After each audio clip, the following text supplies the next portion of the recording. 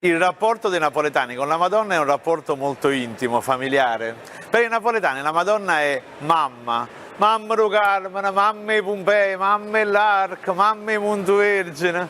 Però poi il napoletano, quando ha veramente un moto di sorpresa o di paura immensa, dice mamma ra saletta, mamma ra saletta. Beh, ma dov'è sta Madonna della Saletta? Sì, sappiamo dov'è la Madonna do Carmine, no? A Piazza del Carmine, Mamme Pompei, quella della Madonna dell'Arco, quella di Montevergine. Fosse per caso la Madonnina che è nella saletta di casa? No, non è così. Chi è la mamma della Saletta ve lo spiego io.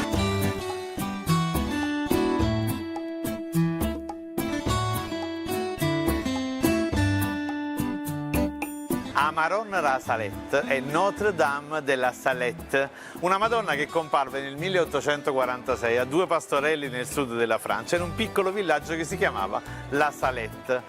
Qualche decennio dopo un'altra Madonna comparve a Lourdes, una storia molto simile a Bernadette, però voi sapete, insomma, nella vita ci vuole fortuna a tutte cose, ci vuole short per qualsiasi cosa, mentre la Madonna di Lourdes oggi è diventata la Madonna sicuramente più famosa al mondo. Per fare una battuta potrei dire che la Madonna della Saletta invece la sappiamo solamente noi a Napoli.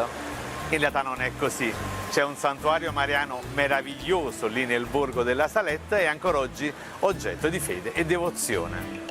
Il culto di Notre Dame della Saletta arriva in Campania, probabilmente a partire dalle coste della costiera amalfitana. Sì, forse attraverso i rapporti marinareschi che c'erano con la marineria di Marsiglia, questo culto arriva dalle nostre parti. Ancora oggi a Maiori, nella collegiata, c'è un affresco di Nostra Signora della Saletta, italianizzato. Ad Avellino c'è una chiesa della Saletta, a Rione Traiano esiste una chiesa. Molte ragazze in provincia di Napoli si chiamano ancora oggi Saletta, Salattella o Maria Saletta. Notre Dame della Salette divenne a Napoli Mamma ra Salette e il culto per Notre Dame della Salette dovette essere straordinario, tant'è vero che dalla seconda metà dell'Ottocento a oggi, ancora oggi rimane nella lingua napoletana questa invocazione che si faceva soprattutto per una richiesta di aiuto, Mamma ra Salette, miettici a manatoia, ma anche per un altro motivo molto particolare. La mamma della Saletta veniva invocata nel caso di stipsi, di stitichezza, soprattutto nel caso della stitichezza dei bambini, con alcune locuzioni veramente singolari.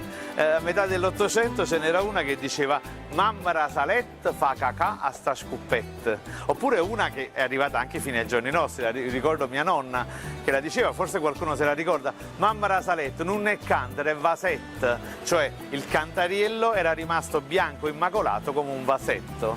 E poi veniva invocata soprattutto in caso di meraviglia, in caso di paura, Mamma ra Salette, ecco veramente, e così arriva fino ai giorni nostri.